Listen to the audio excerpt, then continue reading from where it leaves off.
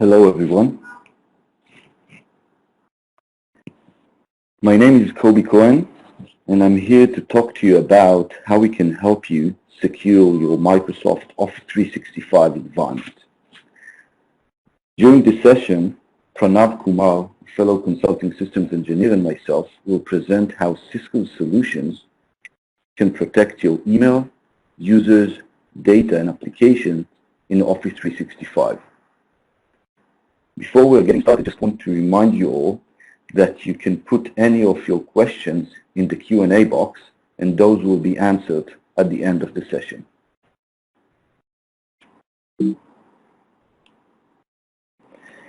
So as it seems, Office 365 has become the standard productivity platform. Gartner actually estimates that 70% of business users will have cloud Office capabilities, mostly Office 365, by 2021.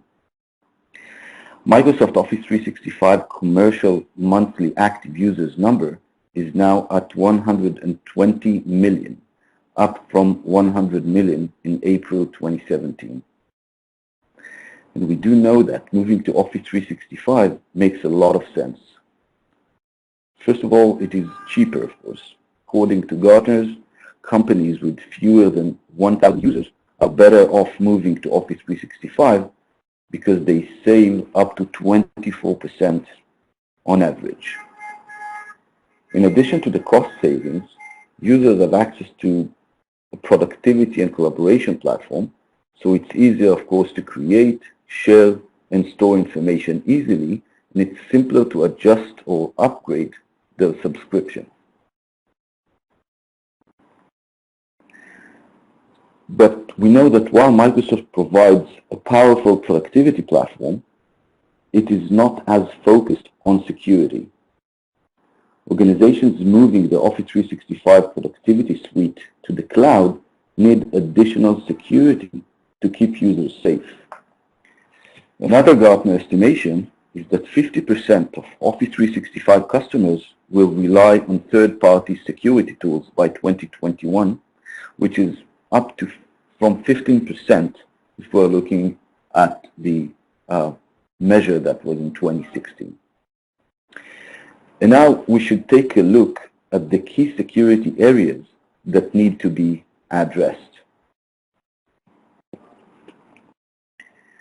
So we know that email protection is a major area of concern.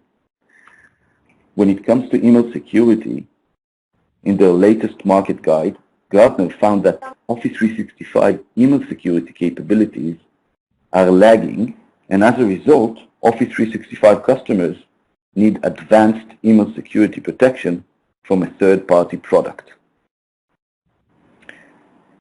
And I want to move now to Pranav, which can add much more on Cisco Cloud email security here.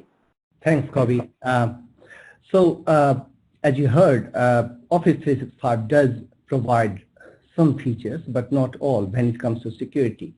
And there are three areas, technically speaking, where Cisco's cloud email security can provide a lot better security when it comes to Office 365.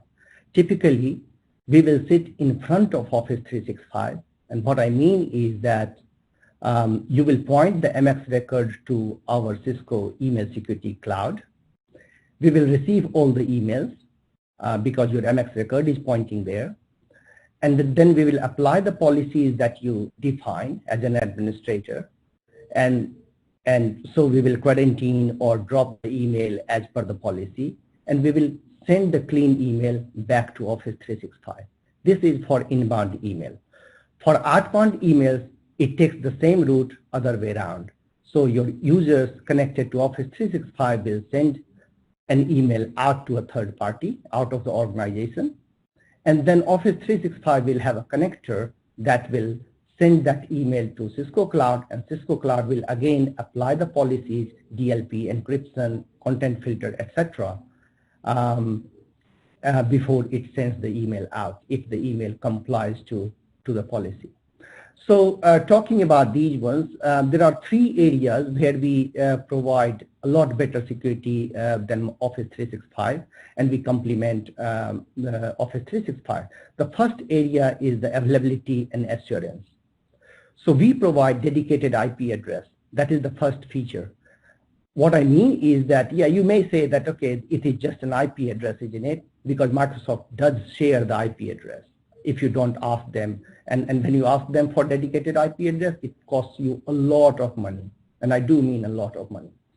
So you may say that, okay, it is just an IP address. Why should we bother about that? Now think about this example. You are sharing an IP address with 10 other customers. Now, if one of those customers is a part of a botnet, it starts sending out thousands of emails to the third party on the internet. That IP address will get blacklisted, and hence, for none of your fault, you get blacklisted because you are also sharing that IP address. It's a big security risk there. So that is one area. Second is dedicated instances.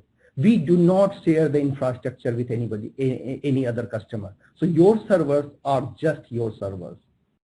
So it also says that, okay, if there is a new version of code that Cisco has just released and you are interested in that because there is a feature you really like that, then it just takes one email to the tech team, technical support team, and you can ask them to upgrade your version, your instances, your servers to the latest and the greatest without affecting anybody else in the world, because we are not sharing those servers to anybody. Also, it means that because you are not sharing the server, so there is no shared fate or contaminated data concept there. So data between two customers don't get contaminated because nobody is sharing that server. That is first area. Second area is the operational efficiency. Now we'll talk about later, and I'm sure Kobe will talk about that. So there are features like file retrospection. So when we pass on a file, we keep an eye on that file, even though we have passed that file in thinking that is a clean file, because at that time the file did not behave well. Any sandboxing technology, no matter which vendor you are talking about, that will fail because that is the limitation of a sandboxing technology. Now, unlike others, we do keep an eye on that file even after forwarding that file inside. So the moment we know more about that file, we will alert you that, Mr. Administrator, the file that we forwarded 2 hours back is actually bad, and these are the users who have got this file. So you can take the remediation action. We also have features like mailbox auto remediation. Now with Office 365, we use this Azure API. So if that is configured, we will automatically delete that email from the mailbox of the user. So without bothering the administrators, because that frees up your time if we do that automatically. Also, detailed message tracking. You have more than 35 different parameters you can pick and choose to drill down to a particular message. What happened to that message? Where it got stuck? Why it was not delivered? Which engine stopped it? And why it stopped it? So that is the power of message tracking. Microsoft comes nowhere near this. Also, ad hoc and scheduled reporting. So you can schedule the reporting once in a day. If you like a certain type of report, you can schedule it for once a day, once a week, or once a month, as you like. And then we will send you those reports by email, and on-demand reporting as well. And the third area is threat defense. So we do provide different engines. Reputation, IP reputation is one of those. Then domain reputation and things like that. Again, antivirus reputation, antivirus, signature-based antivirus, then advanced malware. So there are so many engines in the pipeline through which an inbound or an outbound mail goes through before we declare it clean or malicious. So we provide a lot better security there because so many engines are working together hand in hand. Detailed sandboxing report, you will get that. If there is the file, your instance has uploaded a file for sandboxing, you will be able to click that link and find out so many details about that file, why it was bad, what registry changes it made, which files it dropped, and things like that. So there are so many things that we can do, and we can enhance the security that Office 365 provides. Back to you, Kobi. Sorry. Thank you, Pranav. So mentioning additional area of concern on top of email protection, and this of course comes with the popular collaboration and file storage solution like SharePoint and OneDrive that are key elements of the Office 365 suite. It is necessary to have the cloud-based data loss protection and of course visibility into sharing permissions to better secure sensitive data that actually resides within this cloud application. In addition, you also need, of course, a user behavior analytics to quickly detect any suspicious account activity and potential insider threats. So these elements are typically provided by a cloud access security broker or a CASB solution. And again, Gartner sees more organizations adopting these solutions to get the visibility and protection they need in this new cloud environment that they have.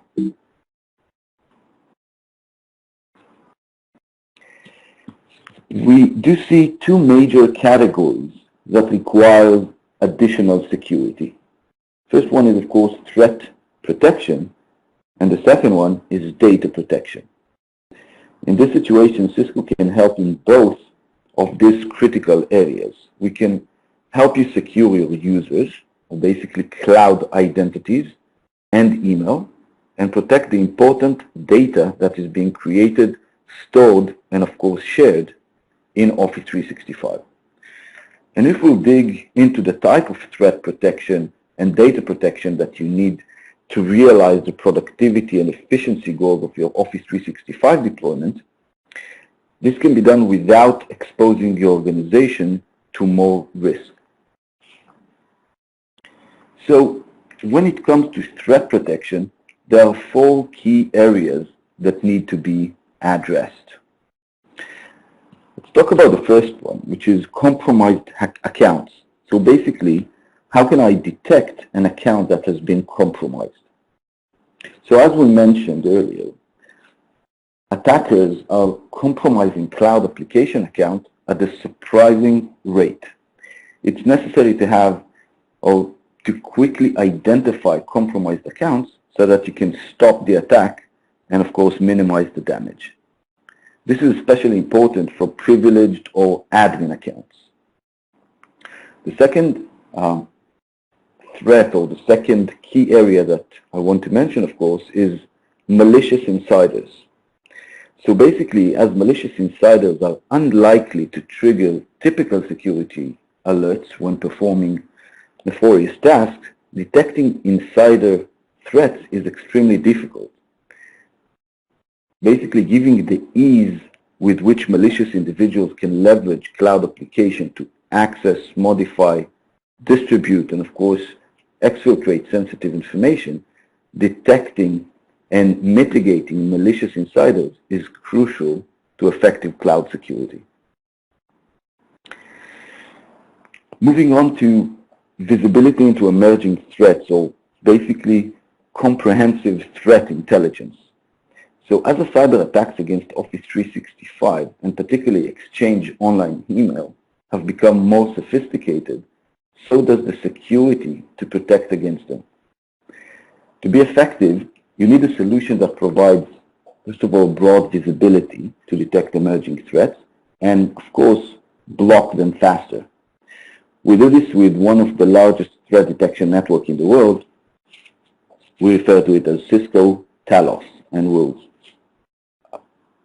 give some more information about Talos later on.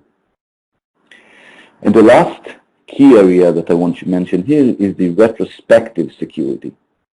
So, as Pranav mentioned before, but today, sophisticated attacks against Office 365, again, particularly against email, are becoming even stealthier. A file attachment that may look benign only to transform into malware hours, weeks, or days after entering an environment. So retrospective security and particularly mailbox auto-remediation are critical factors to protect Office 365 email.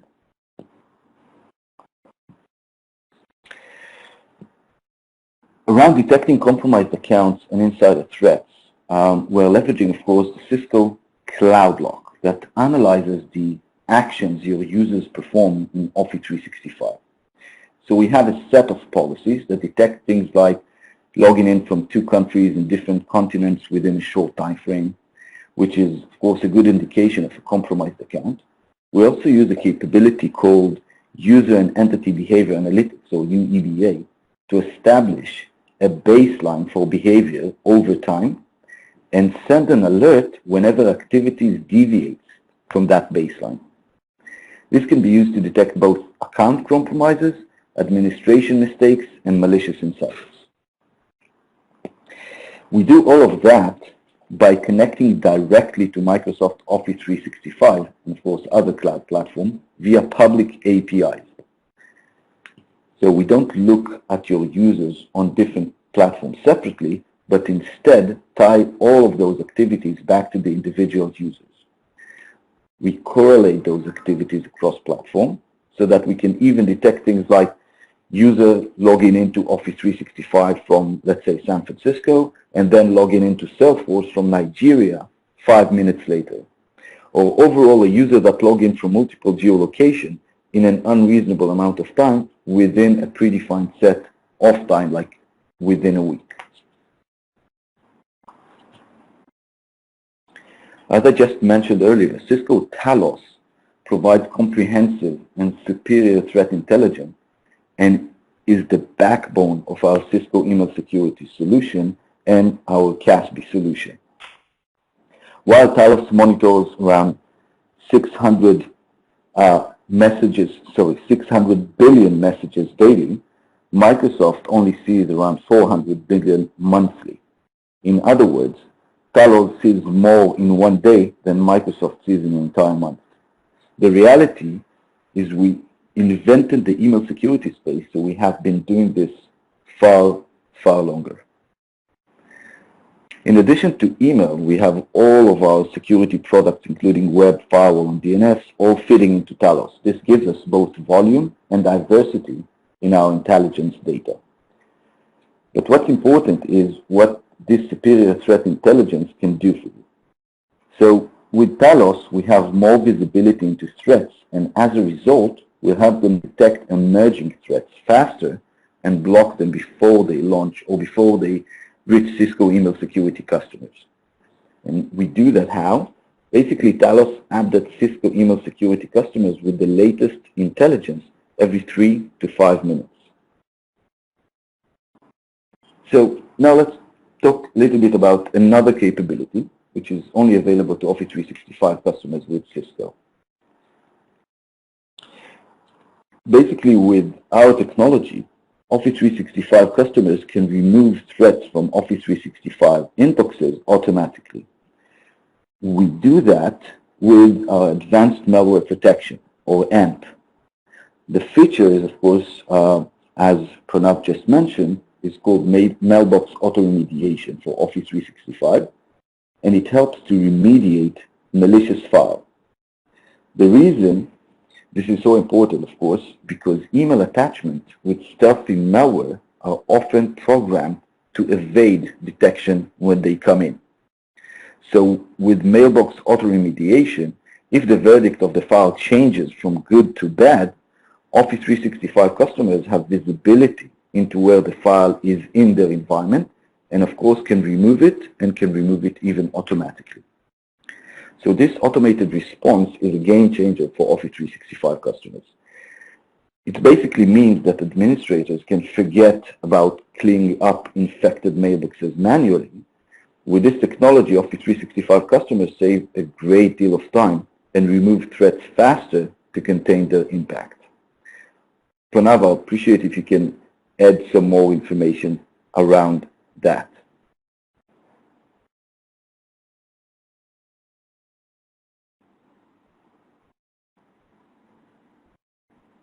Pranav? Oh, Thanks, Kobe. Yeah, you were spot on. We use this mailbox auto remediation feature within our cloud email security to retrospectively look into the files that we have sent earlier, thinking that this file was good as an attachment, and because that time there was no file retrospection, there was no sandboxing report that said the file was bad because the file behaved well, and attackers use these techniques. For example, sleep technique. They tag the file or mark the file to be sleeping for, let us say, 2 days, because they know the file is going to be sandboxed, and at the time of sandboxing, the file has behaved well because it is sleeping at that time. And in this example, any sandboxing technology will fail. That is the limitation of sandboxing technology. And that is why when every time we send a file across, we take a SHA-256 hash of that file, which is unique. Now, the moment we know more about that file from anywhere in the world, like I mentioned earlier, if the file is bad, we will alert the administrator saying, Mr. Administrator, the file that we transferred 2 days back or 2 hours back is actually bad, and these are the users who got this file. So now there is a retrospective alerting, and now this is where Azure API comes into picture. We use Azure API to instruct Azure saying that, Azure, this is the message ID, and take one of the 3 actions. Number 1, delete the mail from the mailbox. Number 2, forward that email to someone that you like. And number 3, forward and then delete that email. So these are the 3 ways we can remediate those kind of attachments if it has gone unnoticed in the first time. Thank you. Thank you, Pranav. So, although threat protection is a critical component of securing your Office 365, one of the things that we definitely need to notice is that data loss is just as important. Know that critical information is stored within Office 365, not only sensitive information like medical records, payroll records, or credit card information, but email attachment can contain sensitive information as well. There are 4 key areas of data protection that we would like to focus on for Office 365. So, first of all, data and files uploaded and stored in Office 365, SharePoint, or OneDrive. Second thing is visibility into what users are sharing and what the permission levels are for those files and data that is being shared. Thirdly, checking outgoing email to make sure that sensitive data isn't being exfiltrated or distributed inadvertently or basically intentionally. And the fourth element here is, of course, to protecting sensitive data when it is in transit so that it doesn't fall into the wrong hands. And let's take a deeper look at each one of those use cases. So when we're thinking about protecting sensitive data, so for data loss prevention or DLP in Office 365, SharePoint, and OneDrive, a solution needed that can actually identify what is the sensitive data and how, when it's been uploaded or created and of course stored in Office 365. We know the common types of sensitive information such as credit card numbers, protected health information or PHI, personal identifiable information, as well as custom policies to identify proprietary data, such as intellectual property, of course, should be in focus as well. Basically, we scan all the data and alert on any violation of external compliance, regulations, or internal policies. Next, we actually provide visibility into the sharing permission that are in place for this data. It's very easy to overshare these tools, and we regularly find sensitive data that is shared inappropriately by both users and administrators. Again, inadvertently or intentionally. We also enable automated responses in order to reduce risk in the event of a policy violation, such as end user and administrator notifications, but also removing automatically inappropriate collaborators and again automatically revoking share permissions. By that, we're actually minimizing the risk of losing sensitive data. Prevent data loss via email. So sensitive content can also be shared via email. With the consequences of data loss being so severe, a high-performance, intelligent DLP solution for email is a must-have for today's organizations. We think it's so essential that we built it into our email security solution. So basically, it delivers full mail flow visibility and message tracking to the administrator in a single web-based interface. We've got over 100 of predefined policies to help you manage the content that goes in and out of your network and maintain compliance with government regulations. So for every mail that crosses the security solutions, admins can get alerted to the minor and critical violation, so they are completely aware of the offenders and can take swift and direct action to mitigate the situations. Admin can choose from a variety of mitigation options depending on the level of violation, such as dropping the message, redirecting it to a quarantine or a compliance team, and so on.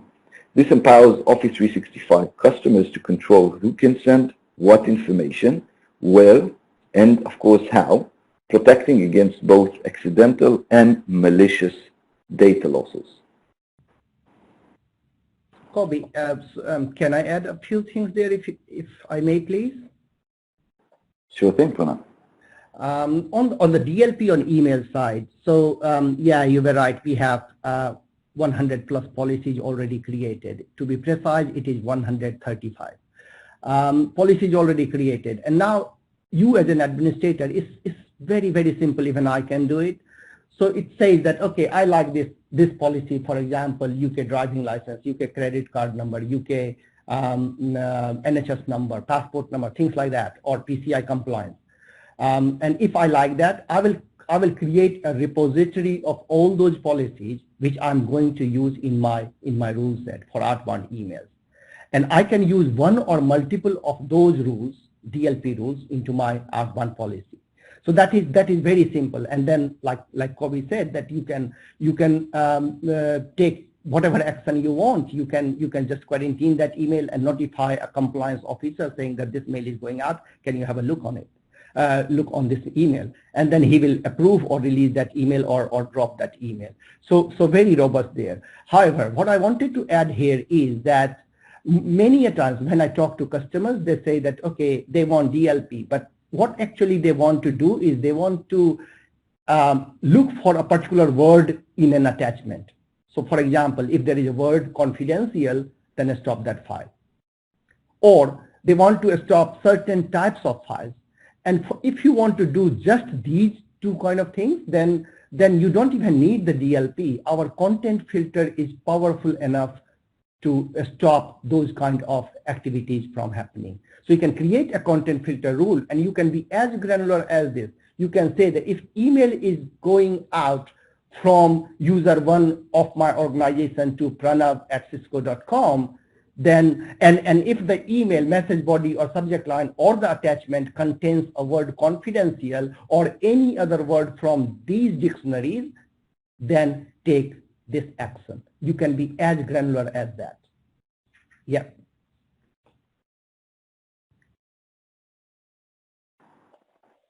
Thanks, Kobe. Thank you, Pranav. So let's talk about sensitive information in transit. And again, relating to email, and Pranav, of course, you will be able to add additional information about that when we get into, of course, encryption. So when it comes to encryption, we have two main solutions that ensure your messages arrive to their destination safely and are read only by the right people.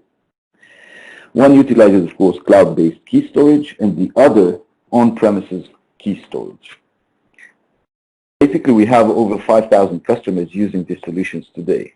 There is no desktop software requirements for the sender, and there is nothing special required to receive encrypted messages. So messages can be sent seamlessly and can be encrypted by the sender in a variety of ways, including, of course, using keywords or using policies based on the sender or recipient group. The recipient simply needs to open it, confirm their identity, and then view their message. The sender has the ability to go in and revoke key access, set an expiration date, or expire it immediately. They also can receive a read recipient, of course, for tracking. These capabilities provide the additional protection necessary for sending highly sensitive content via email in an efficient manner, which doesn't burden, of course, the end users.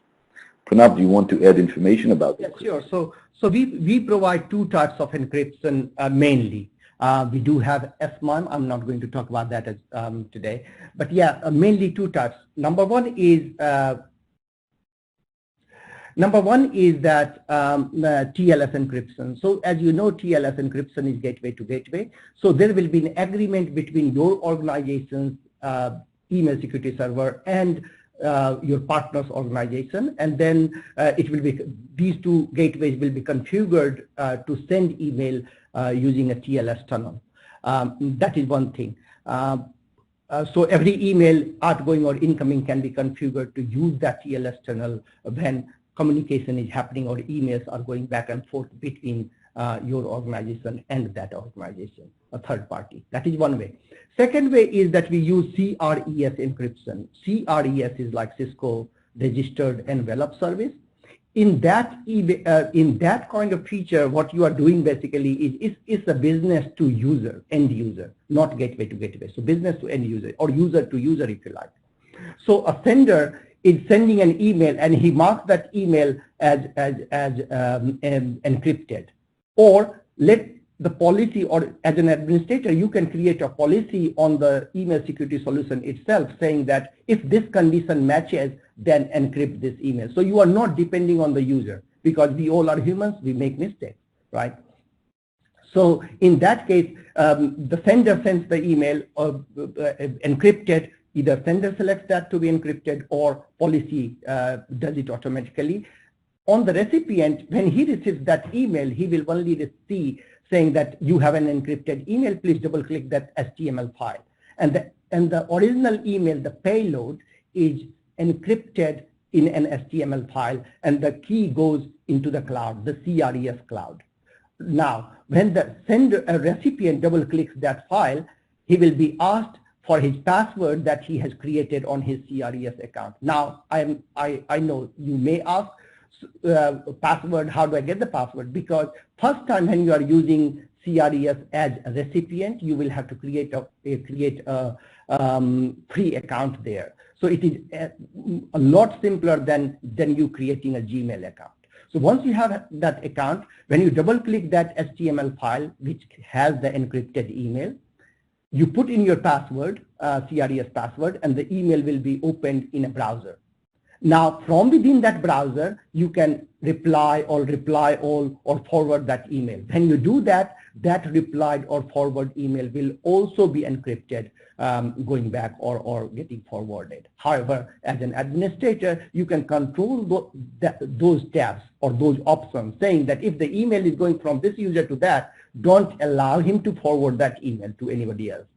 That is one thing. If you are using Outlook plugin, you can go one step further and say that, okay, this mail I'm sending to this user, but this mail is valid only for 1 week or 1 month. After those many days, the user or the recipient should not be able to open that email. You can be that granular when it comes to controlling the email. So yeah, these are the features as far as encryption is concerned.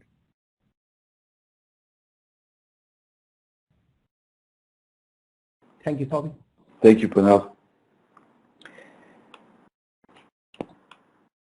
So basically, if you want to sum up and just slightly understand everything we said around the email security and cloud lock, in order to secure Office 365.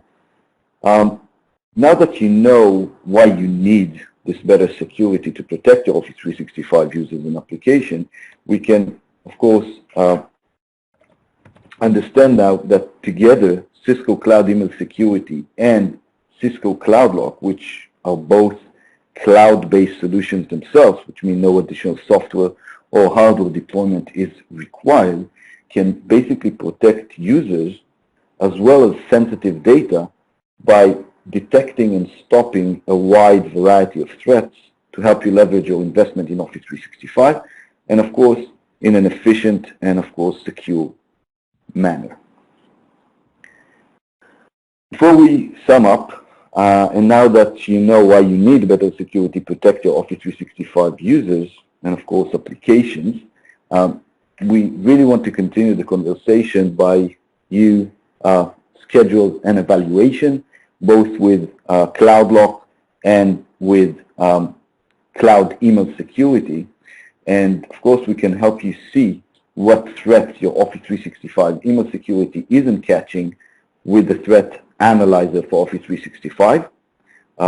And Pranav, if you want to add additional information about the threat analyzer. Yeah, so there is a very good question from someone. He's looking for battle card. I did answer that in the question answer panel, but and there are a few related questions as well. So I just wanted to double click on that answer, which I did already. So if you are a partner, you do get the battle cards on the partner portal, which should help you.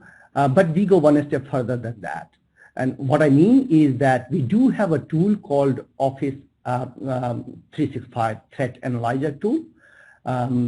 So using that tool, you can, and it is available on vCloud as well.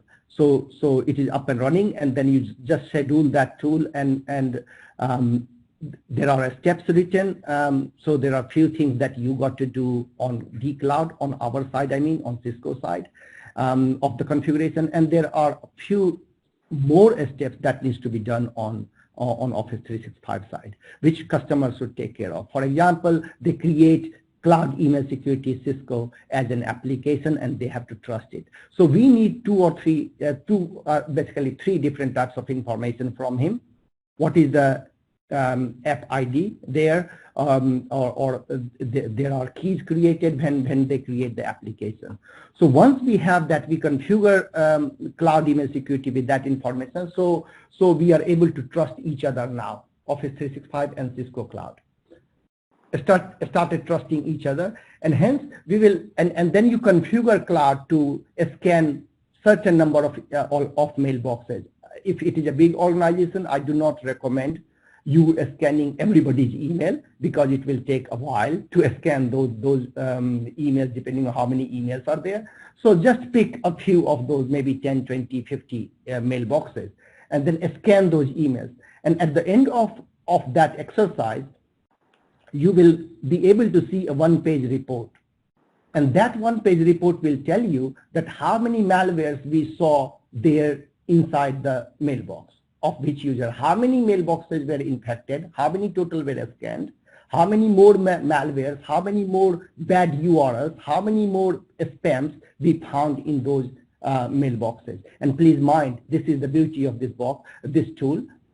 With that tool, basically, because those mailboxes we are scanning, which Microsoft has already done its magic, that those mails are already residing in a user's mailbox. And if you see, let us say, 50 malwares found, which means that these 50 malwares are above and beyond of what Office 365 has done.